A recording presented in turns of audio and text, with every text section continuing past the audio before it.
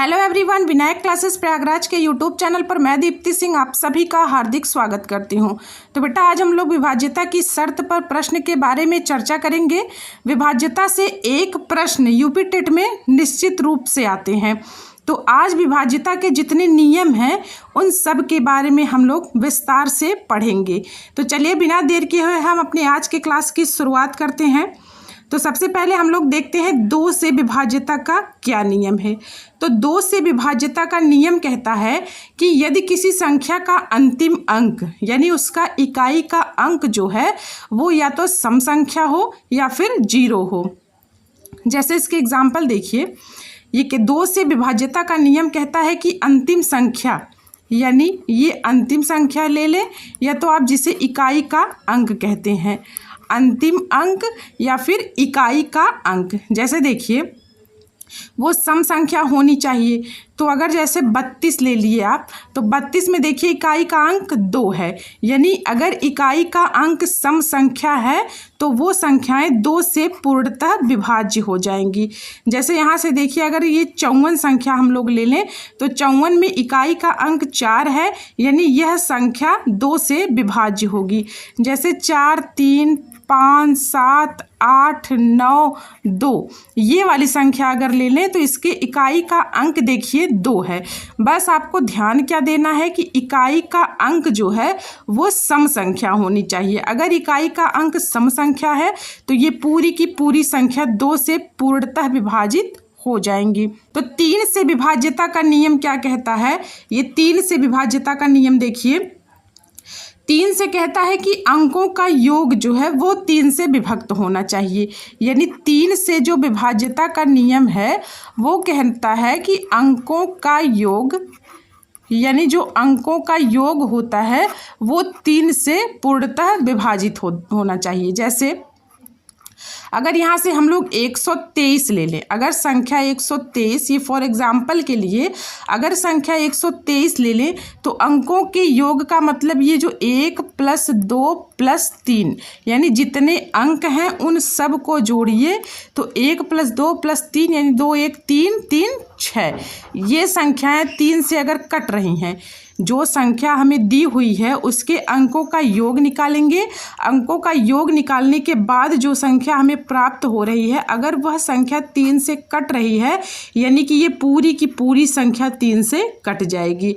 जैसे मैं कोई बड़ी संख्या लेकर बताती हूँ। जैसे ये देखिए 7, 3, 1, 2, 4 और 1। मान लीजिए ये कोई संख्याएं हैं, ये अगर मैं आपसे पूछ लूँ कि क्या यह संख्या 3 से विभाज्यता के नियम को फॉलो कर रही है, यानी यह संख्याएं क्या 3 से कट जाएंगी, तो आप लोग क्या करेंगे, इन संख्याओं का योग निकाल लेंगे। योग का मतलब ये 7 + 3 + 1 + 2 + 4 + 1 करेंगे। इन सब को जोड़ लीजिए। जोड़ने के बाद यहाँ जो संख्याएं आएगी, अगर वो संख्या 3 से कट रही है यानी यह 3 से विभाज्यता के नियम को फॉलो कर रही है। तो जोड़िए, यहाँ से देखिए 7, 3, 10, 10, 1, 11, 12, 13 और यहाँ से 14, 14, 4, 18। जोड़ने के बाद ये संख्याएं कितनी आई हैं? 18। तो 18 देखिए 3 से कट रहा है कि नहीं? कट रहा है। 3 × 6 = 18, यानी कि अगर ये 18 3 से कट रहा है तो ये पूरी की पूरी संख्याएं 3 से कट जाएंगी। तो 3 से विभाज्यता का नियम आप लोग समझ गए होंगे। आगे हम लोग देखते हैं कि 4 से विभाज्यता का नियम क्या कहता है। तो 4 से विभाज्यता का नियम कहता है, 4 से विभाज्यता का नियम कहता है कि अंतिम 2 अंक यानी कोई संख्या दी हुई है, उस संख्या का अंतिम का 2 अंक जो है वो 4 से पूर्णतः कटना चाहिए। जैसे मान लीजिए अगर हम कोई संख्या ले लें, जैसे ये अभी हम लोग 3124 ले लें, तो 3124 में अंतिम 2 अंक यानी ये इकाई का अंक और दहाई का अंक, अंतिम 2 अंक 4 से पूर्णतः विभाजित होना चाहिए। तो अंतिम 2 अंक कितना है? 24। 24 क्या 4 से कट जाएगा?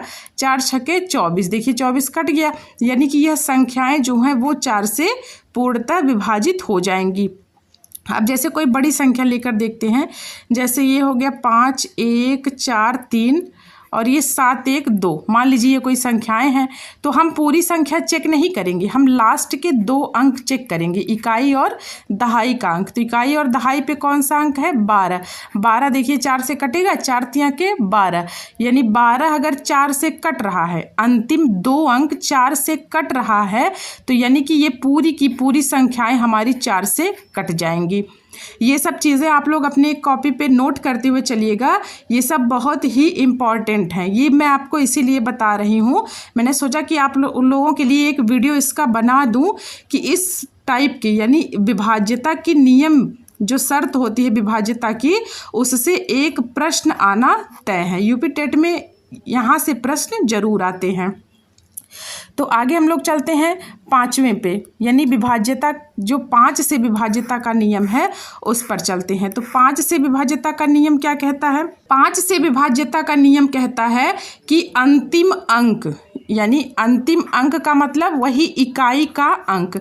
जब मैं आपको अंतिम अंक बोला करूं तो अंतिम अंक का मतलब होता है कि इकाई का अंक, यानी कोई संख्या लिखी हुई है उसका अंतिम अंक, यही अंतिम अंक यानी इकाई का अंक। तो अंतिम अंक 0 हो या फिर 5 हो, जिस भी संख्या का अंतिम अंक या तो 0 हो या फिर 5 हो, तो वो संख्याएं 5 से पूर्णतः विभक्त हो जाएंगी। जैसे फॉर एग्जांपल देखिए 25 है, तो 25 का अंतिम अंक यानी इकाई का अंक इसका 5 है, यानी यह संख्या 5 से पूर्णतः विभाजित हो जाएगी। जैसे यहाँ से 1000 देखिए, तो 1000 में अंतिम अंक 0 है, यानी 1000 भी 5 से पूर्णतः विभक्त हो जाएगा। जैसे यहाँ से देखिए 105 अगर ले लें तो अंतिम अंक 5 है, यानी यह भी 5 से पूर्णतः विभाजित हो जाएगा। आपको ध्यान क्या देना है? बस ध्यान इतना देना है कि अंतिम अंक यानी उसके उस संख्या के इकाई का अंक या तो 0 हो या फिर 5 हो, तो वो संख्याएं 5 से पूर्णतः विभाजित हो जाएंगी। आगे हम लोग 6 से विभाज्यता के नियम पर चलते हैं। 6 से विभाज्यता का नियम क्या कहता है? तो 6 से विभाज्यता का नियम कहता है कि दी गई संख्या, जैसे यहाँ से देखिए ये 6 है, 6 का अगर हम लोग गुणनखंड देखें तो 6 का गुणनखंड क्या होता है? 2 और 3 होता है। 2 तियां के 6 होता है कि नहीं होता है? तो 6 से विभाज्यता का नियम क्या कहता है कि वह संख्या 2 और 3 दोनों से कटे। तो अगर कोई संख्या 2 और 3 दोनों से कट रही है तो वो 6 से पूर्णतः विभक्त हो जाएगी। तो 2 से तभी कटेगी जब इकाई का अंक 0 हो या फिर सम संख्या हो, और 3 से होगा कि मतलब संख्याओं का योग 3 से कटे, यानी जो 2 और 3 के नियम का पालन करेगी वह संख्या 6 से पूर्ण रूप से विभाजित हो जाएगी। जैसे फॉर एग्जांपल अगर आप लोग देखिए, यहाँ से देखिए ये 5 1 4 और 3 1 4, 514 314 अगर हम लोग ले लें तो यहाँ से देखिए इकाई का अंक सम संख्या है 2, तो यह तो 2 से पूर्णतः विभाजित हो जाएगी। यानी इकाई का अंक सम संख्या है तो 2 से विभाजित हो जाएगी, यानी ये 2 से तो अपने नियम का पालन कर गई। अब हमें देखना है कि यह संख्या 3 से कट रही है कि नहीं कट रही है। अगर यह संख्या 3 से कट जा रही है तब तो यह 6 से कटेगी, अन्यथा यह संख्या 6 से नहीं कटेगी। तो चलिए देखते हैं कि यह संख्या जो है वो 3 से कट रही है कि नहीं। तो संख्याओं का योग जब 6 से कटेगा तो यहाँ से देखिए 5 4 9 1 10, यहाँ हो गया 10 हो गया, और 3 1 4 4 8, यानी 10 और 8 कितना हो गया? 18। 18 क्या 3 से कट रहा है? जी हाँ, कट रहा है। यानी यह संख्या जो है अंतिम अंक 2 है, 4 है, सम संख्या, तो यह 2 से कटेगा। संख्याओं का योग 18 है, 3 से कट रहा है। जब 3 और 2 दोनों शर्त को ये फॉलो कर रहा है तो यानी यह संख्या 6 से भी पूर्णतः विभाजित हो जाएगी। तो 6 से विभाज्यता का नियम आप लोग समझ गए होंगे। आगे देखते हैं 7 से विभाज्यता का नियम क्या कहता है। अब 7 से विभाज्यता के नियम में बेटा 2 शर्तें होती हैं, और 2 शर्त में जो पहली शर्त होती है उसमें 3 कंडीशन होते हैं। तो चलिए मैं आपको सब चीज़ें बहुत ही डिटेल तरीके से बता दे रही हूँ। ये सब चीज़ें आप लोग ध्यान दीजिएगा कि नोट जरूर करिएगा, क्योंकि यहाँ से एक प्रश्न तय है। मान लीजिए अगर छोटी छोटी संख्याएं दे दी तो आप लोग तो चेक कर लेंगे, अगर बड़ी संख्याएं दे देती हैं तो ये नियम बहुत ही हेल्पफुल हो जाता है हमारे लिए। तो शर्त पहली, यानी दो शर्त है इसमें, तो पहली शर्त में हम लोग पॉइंट ए देख रहे हैं। तो पहली शर्त में पॉइंट जो ए होता है उसमें कहता है कि जो एक अंक की संख्याएं होती हैं वो लगातार 6 बार हों या तो 6 के गुणज के रूप में हो, यानी वह संख्याएं, कोई एक अंक की संख्या है वो लगातार या तो 6 बार हो या फिर 6 का गुणज। 6 का गुणज का मतलब वह 6 से कट जाए। गुणज का मतलब पहाड़ा होता है, जैसे 6 के 6, 6 दूनी 12 आप लोग पढ़ते हैं ना, तो वो संख्याएं या तो 6 के गुणज में हो और या फिर 6 बार हों।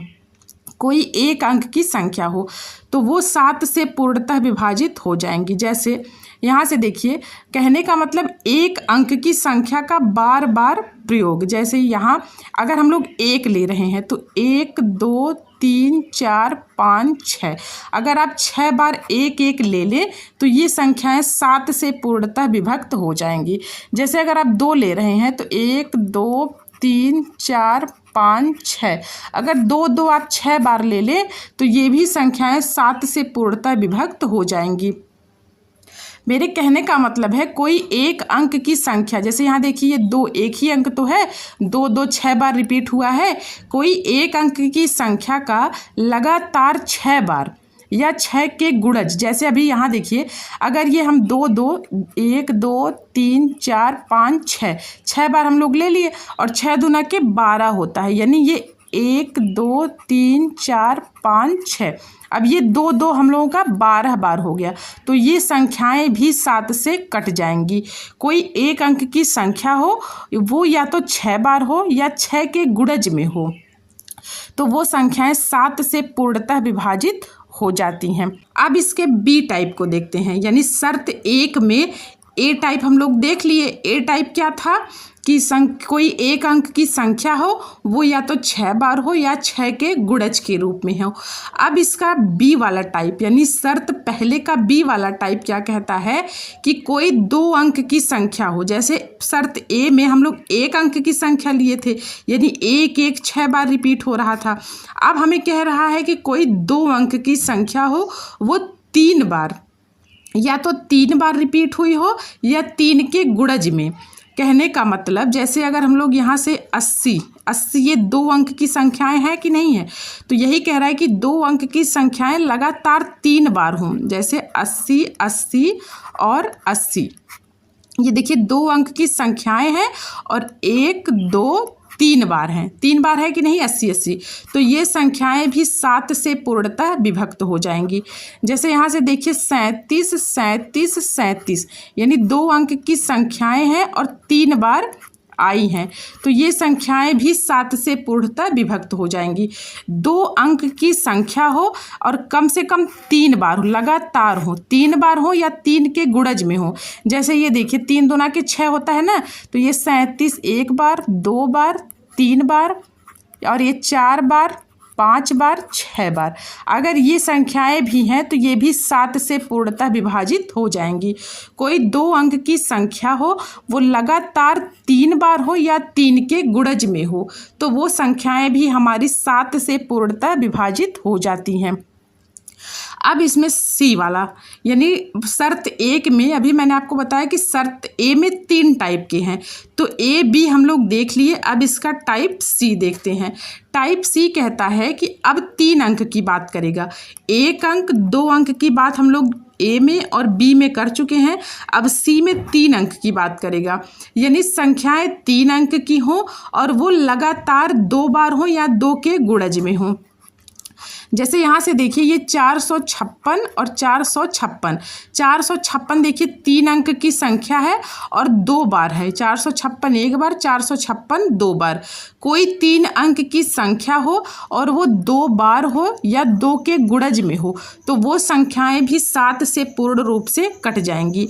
जैसे 456 456 और 456 456, अगर ये हम लोग 4 बार लिख दें तो भी ये संख्याएं 7 से पूर्णतः विभाजित हो जाएंगी। कोई 3 अंक की संख्या हो वह 2 बार हो या 2 के गुणज में हो तो वो संख्याएं पूर्णतः 7 से विभक्त हो जाएंगी। ये चीज़ें आप लोग समझ गए। यानी ए बी सी, शर्त एक में जो ए था, कोई एक अंक की संख्या थी, वो लगातार 6 बार या 6 के गुणज में हो, और जो दूसरे में यानी बी वाले में था, उसमें था कि कोई 2 अंक की संख्या हो, वो 3 बार हो या 3 के गुणज में हो, तो वो भी 7 से कट जाएगा। और सी में क्या कह रहा है कि कोई 3 अंक की संख्या हो, वह 2 बार हो लगातार या 2 के गुणज में हो, तो वो संख्याएं भी 7 से पूर्णतः विभक्त हो जाएंगी। ये सब चीज़ें आप लोग ज़रूर नोट कर लीजिएगा, क्योंकि ये बहुत ही इम्पॉर्टेंट चीज़ें हैं। अब शर्त 2 देखते हैं। शर्त 1 में 3 टाइप का था, वो मैं आपको बता दी। अब शर्त 2 में क्या कह रहा है? शर्त 2 में अंतिम अंक वही मतलब इकाई का अंक। तो शर्त 2 में अंतिम का अंक जो है उसके 2 करेंगे गुणा, यानी जो अंतिम का अंक होता है, जो इकाई का अंक होता है, उसमें गुणा 2 करेंगे और बाकी संख्या को घटा देंगे, माइनस बाकी संख्या का मतलब जो बचेगा। अब इसको अगर मैं आपको एग्जाम्पल दे के समझाऊँ, जैसे मान लीजिए ये 308 है। अब 308 में क्या करेंगे? अंतिम का अंक कितना है? 8 है। यहाँ से अंतिम का अंक कितना है? 8 है। तो अंतिम का अंक हम लोग 8 ले लिए, अंतिम का अंक गुणा 2 करना है।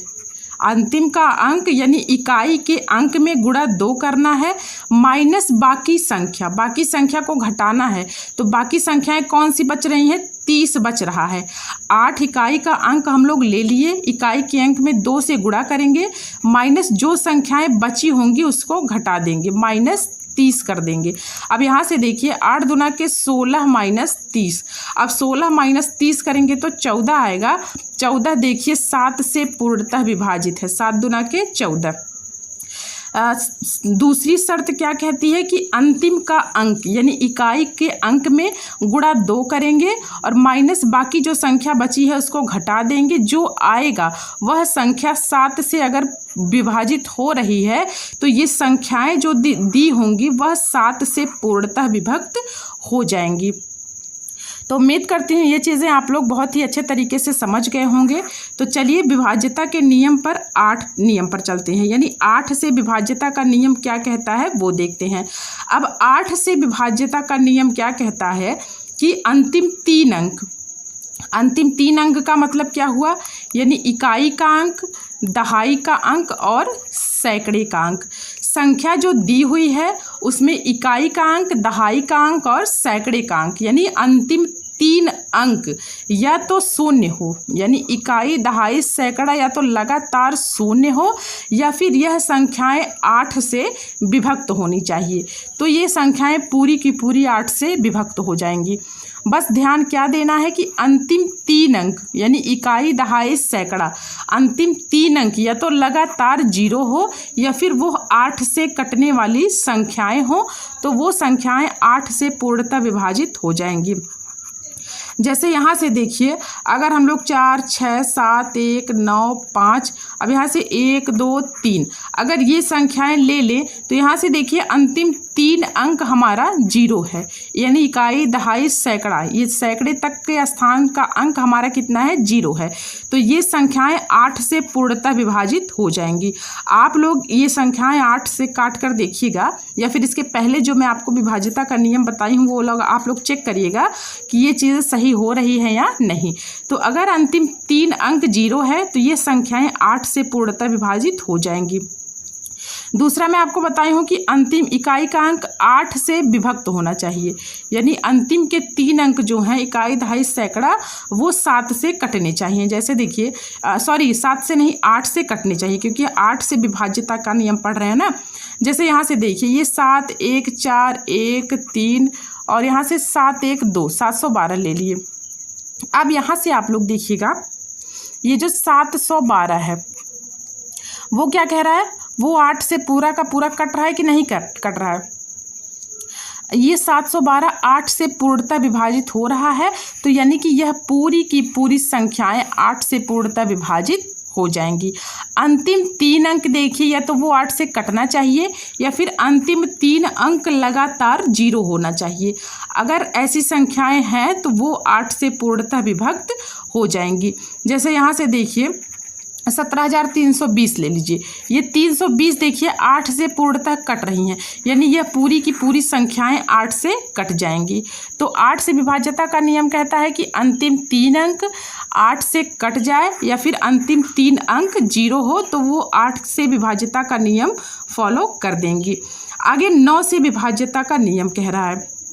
अब 9 से विभाज्यता का नियम बहुत ही आसान है। क्या आसान है कि अंकों का योग 9 से कटना चाहिए, यानी 3 में भी अंकों का योग 3 से कट रहा था और 9 में भी अंकों का योग 9 से कट जाना चाहिए। जैसे यहाँ से देखिए, अगर हम 5,769 ले लें, ये देखिए अंकों का योग 9 से कट रहा है कि नहीं कट रहा है। 5 + 7 + 6 + 9। अब यहाँ से अगर आप लोग जोड़ेंगे तो यहाँ से देखिए 6 दूना 12, 6 त्रिक 18, 19, 20, 7, 27, यानी ये 27 आ गया। 5,769 को जब आप लोग अलग अलग करके जोड़ेंगे तो ये आएगा 27। अब 27 देखिए 9 से कट रहा है कि नहीं कट रहा है, कट रहा है। तो यानी ये जो 27 9 से कट रहा है तो यह संख्या भी 9 से पूर्णतः विभाजित हो जाएंगी। अगर संख्या जो दी हुई है उनके अंकों का योग 9 से कट रहा है तो वह संख्या पूरी की पूरी 9 से कट जाएगी। आगे हम लोग देखते हैं 10 से विभाज्यता का नियम। 10 से विभाज्यता का नियम क्या कहता है?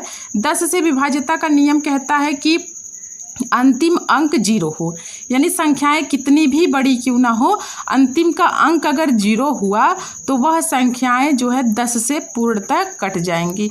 जैसे इन सब संख्याओं में देखिए अंतिम अंक 0 है, यानी इकाई का अंक 0 है, तो यह संख्या 10 से पूर्णतः विभाजित हो जाएंगी। 10 बहुत ही आसान है, कुछ करना है नहीं, खाली ये देखिए कि अंतिम का अंक यानी इकाई का अंक 0 है कि नहीं। अगर इकाई का अंक 0 है तो यानी वह संख्या 10 से पूर्ण रूप से कट जाएगी।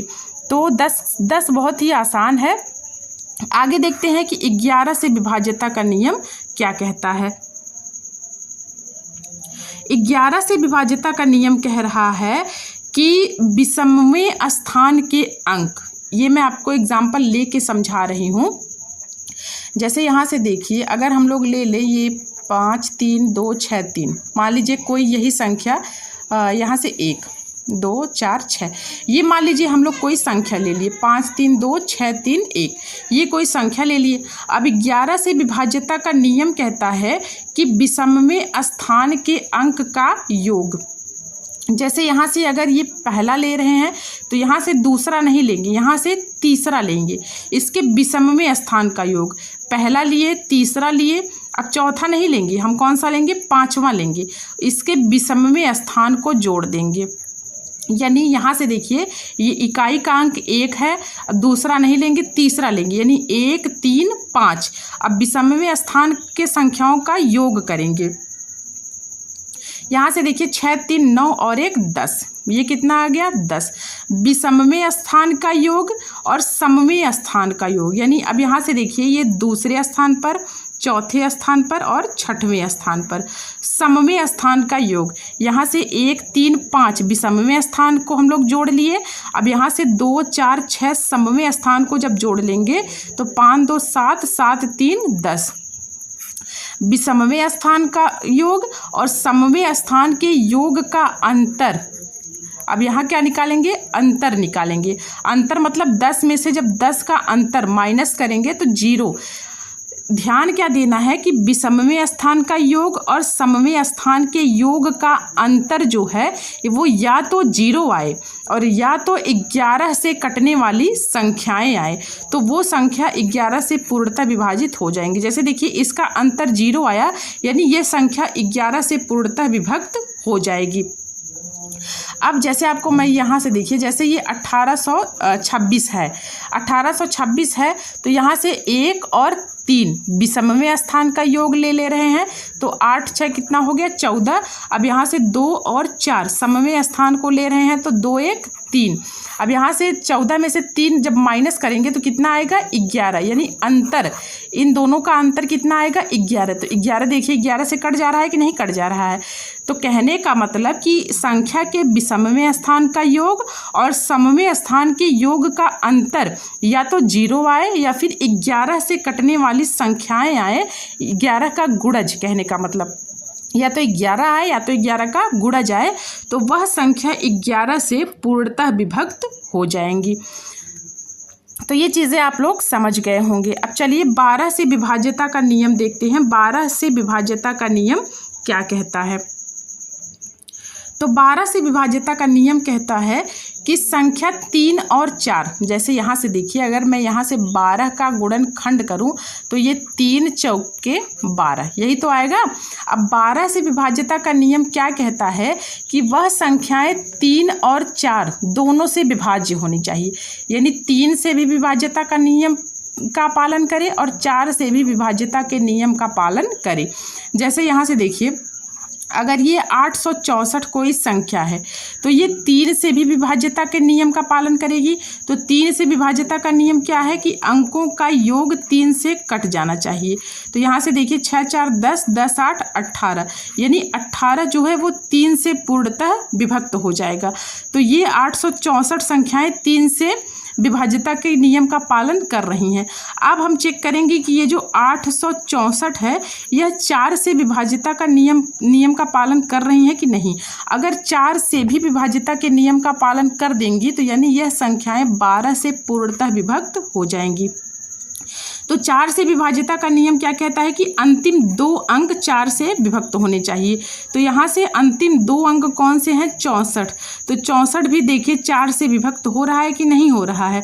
तो 64 भी यानी 4 से विभक्त हो गया, तो ये जो संख्याएं हैं यह 12 से पूर्णतः विभक्त हो जाएंगी। ध्यान क्या देना है कि बस 3 और 4 से विभाज्यता के नियम का पालन कर दें तो वो संख्याएं 12 से विभक्त हो जाएंगी। अब आगे हम लोग 13 से विभाज्यता के नियम पर चलते हैं। तो 13 से विभाज्यता का नियम क्या कह रहा है? 13 से विभाज्यता का नियम कहता है कि अंतिम अंक मतलब वही इकाई का अंक। जैसे यहाँ से देखिए ये हो गया अंतिम अंक। अब अंतिम अंक यानी जो इकाई का अंक है उसमें गुणा 4 करेंगे। 13 से विभाज्यता का नियम कहता है कि अंतिम अंक यानी इकाई का अंक गुणा 4 करेंगे और फिर प्लस करेंगे बाकी जो बची हुई संख्याएं हैं। जो संख्याएं बची हुई हैं उसके बगल में वो बाकी संख्याएं प्लस कर देंगे। तो अगर वह संख्या 13 से कट रही है तो यानी पूरी की पूरी संख्याएं 13 से विभक्त हो जाएंगी। जैसे यहाँ से देखिए, अगर ये 338 हम लोग ले लें, ये मैं आपको छोटी छोटी संख्याएं लेकर समझा रही हूँ। पेपर में ये बहुत बड़ी बड़ी संख्याएं दे दी जाती हैं। तो अगर आपको विभाज्यता का नियम पता है तभी आप लोग इस प्रश्न को जल्दी और अच्छे तरीके से सॉल्व कर ले जाएंगे। तो ये वीडियो आपके लिए बहुत ही इम्पॉर्टेंट है बेटा, ये वीडियो आप लोग ज़रूर देखिएगा, मिस मत करिएगा, क्योंकि ये बहुत काम की वीडियो है। तो 338 जब हम लोग एग्जाम्पल ले रहे हैं तो 338 में देखिए अंतिम अंक का मतलब वही इकाई का अंक। अब अंतिम अंक 8 है तो 8 का गुणा 4 में करेंगे। यही दिया है ना कि अंतिम अंक गुणा 4, ये अंतिम अंक गुणा 4 हो गया प्लस बाकी की संख्याएं। तो बाकी कितनी बच रही हैं? 33 बच रही हैं।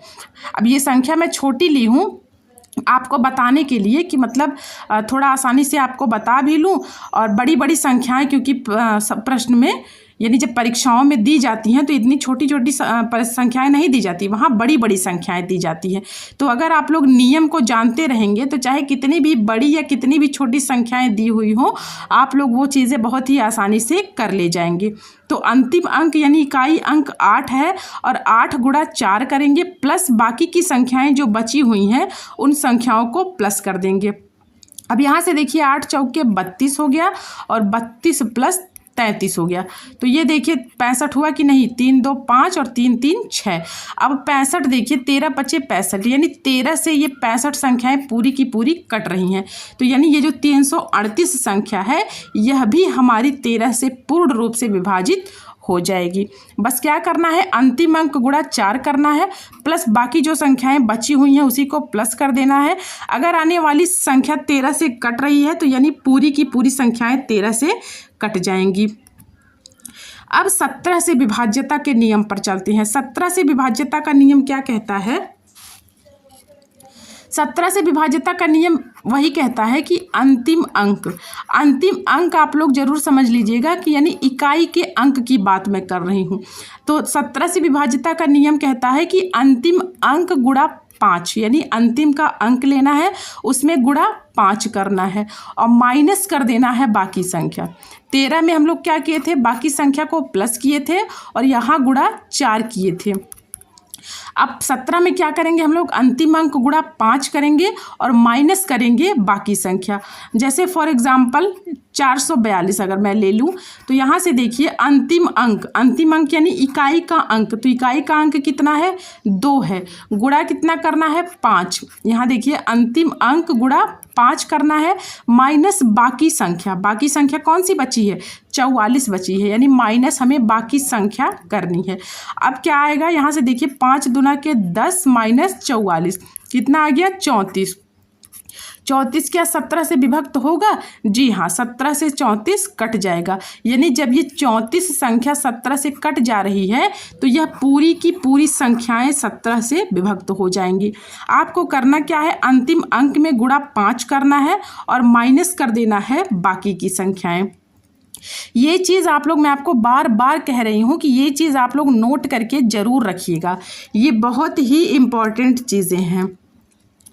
अब 19 से विभाज्यता का नियम देखते हैं। 19 से विभाज्यता का नियम क्या कह रहा है, 19 से विभाज्यता का नियम कहता है कि अंतिम अंक मतलब इकाई का अंक, अंतिम अंक गुणा 2 करना है। 13 में क्या था, अंतिम अंक गुणा 4 किए थे। 17 में था अंतिम अंक गुणा 5 किए थे। अब 19 में क्या करेंगे, अंतिम अंक गुणा 2 करेंगे और प्लस करेंगे बाकी संख्या को, यानी प्लस करेंगे बाकी जो संख्याएं हमारी बची हुई होंगी। तो एग्जाम्पल से देखते हैं, जैसे यहाँ से देखिए 703 अगर मैं ले लूँ तो अंतिम अंक कौन सा है, 3 है, तो अंतिम अंक गुणा 2 करना है। अंतिम अंक मतलब इकाई का अंक 3 है, तो 3 गुणा 2 करना है प्लस बाकी की संख्याएं कौन सी हैं, 70 है, तो बाकी संख्याएं 70 कर देंगे। अब यहाँ से देखिए 3 दूना के 6 प्लस 70 में 6 जोड़ेंगे कितना आएगा, 76। अब 76 देखिए 19 से विभक्त हो रही हैं कि नहीं हो रही हैं, कट रही हैं, यानी 76 जो है वह 19 से कट रहा है। तो यानी कहने का मतलब कि यह पूरी की पूरी संख्याएं 19 से कट जाएंगी। कुछ करना है नहीं, अंतिम अंक में गुणा 2 करना और बाकी जो संख्याएं बच जाएंगी उनको प्लस कर देना। तो अंतिम अंक 3 है, गुणा 2 किए, 3 दूना के 6 प्लस पीछे वाली संख्याएं जो बच रही हैं 70, उसको प्लस कर देंगे। अगर वो आने वाली संख्या 19 से कट रही है तो यानी जो पूरी की पूरी संख्या है वह भी 19 से पूर्ण रूप से विभाजित हो जाएगी। अब 23 से विभाज्यता का नियम देखते हैं। जो जो इम्पॉर्टेंट है बेटा वही मैं आपको बता रही हूँ, लेकिन इन सब में इम्पॉर्टेंट है जितना मैं आपको बताई हूँ, तो सब आप लोग देख लीजिएगा, पूरी वीडियो आप लोग जरूर देखिएगा। 23 से विभाज्यता का नियम क्या कहता है, अब 23 से विभाज्यता का नियम देखिए। 23 से विभाज्यता का नियम कहता है कि अंतिम का अंक जो है गुणा 7 हो, यानी जो अंतिम का अंक इकाई का अंक हो गुणा 7 हो, ये अंतिम का अंक गुणा 7 प्लस बाकी संख्याएं हो, बाकी संख्याएं यानी जो संख्या बच रही है। 23 से विभाज्यता का नियम कहता है कि अंतिम अंक गुणा 7 हो और प्लस बाकी की संख्याएं हो। जैसे एग्जाम्पल अगर 414 ले लें तो अंतिम का अंक यानी इकाई का अंक हमारे पास कितना है, 4 है, 4 गुणा 7, ये कह रहा है कि अंतिम का अंक गुणा 7 करना है और प्लस बाकी संख्या यानी 41 बच रहा है तो प्लस बाकी की संख्या। अब यहाँ से 7 चौके 28 हो गया, प्लस 41 करेंगे, 7 चौके 28 और प्लस 41, तो यहाँ से देखिए 8 1 9 और 4 2 6, 69 देखिए 23 से कट रहा है कि नहीं। अगर 23 में 3 का गुणा करें, 3 तिया के 9, 3 दूना के 6, देखिए 69 23 से कट रहा है कि नहीं कट रहा है, 23 से कट रहा है। तो यानी जब 69 23 से कट रहा है तो ये पूरी की पूरी संख्याएं 23 से कट जाएंगी। क्या करना है, अंतिम का अंक लेना है, गुणा 7 करना है और प्लस बाकी जो संख्याएं बचेंगी उसे प्लस कर देना है। तो 23 से विभाज्यता का नियम आप लोग समझ गए होंगे। तो आज बेटा हम लोग विभाज्यता के नियम यानी विभाज्यता की शर्त से जो प्रश्न आते हैं वो हम लोग देख चुके हैं। विभाज्यता के नियम से एक प्रश्न आना तय है, यानी विभाज्यता से एक प्रश्न तो आना ही आना है। तो आप लोग वीडियो को पूरा ज़रूर देखिएगा। वीडियो अगर आपको पसंद आई हो तो एक लाइक ज़रूर करिएगा, अपने दोस्तों के पास शेयर ज़रूर करिएगा। ये वीडियो बेटा आप लोग शेयर ज़रूर कर दीजिएगा, क्योंकि जो बच्चे यूपी टेट दे रहे हैं उनके लिए ये वीडियो बहुत ही हेल्पफुल है। और अगर आप इस चैनल पर नए हैं तो चैनल को भी सब्सक्राइब जरूर कर लीजिएगा। तो चलिए बेटा आज के लिए इतना ही, मिलती हूँ एक नई वीडियो में एक नई जानकारी के साथ। आप सभी का बहुत बहुत धन्यवाद।